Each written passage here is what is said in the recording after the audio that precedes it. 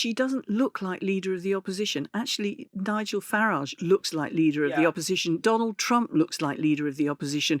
Who is the government being challenged by and being held to account by? We have a double header voice note.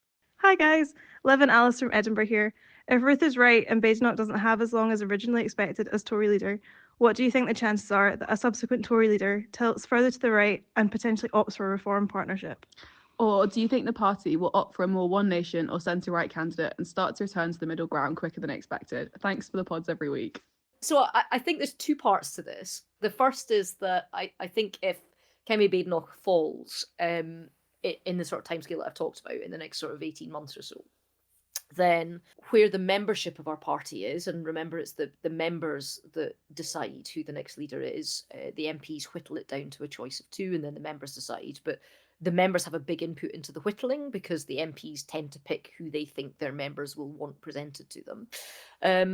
I think it will be another person that's very right of centre. I think that's still where our party is at the moment. I don't think that there will be any deals done with Reform, not least because Reform think, now that they're polling ahead of both Labour and Conservative, or have done, that they can be the next government on their own. They don't want to go into do a deal with the Tories. They want to cannibalise the Tory votes. They want to end the Tory party, and they want to take on Labour, and they've got Labour in their gun sights.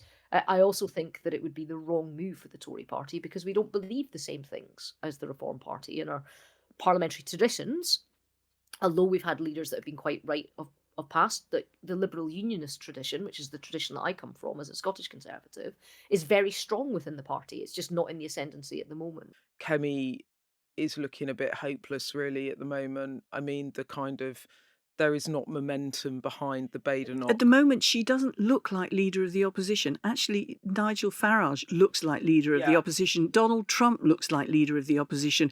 Who is the government being challenged by and being held to account by? It just seems to be everybody except for Kemi Badenoch.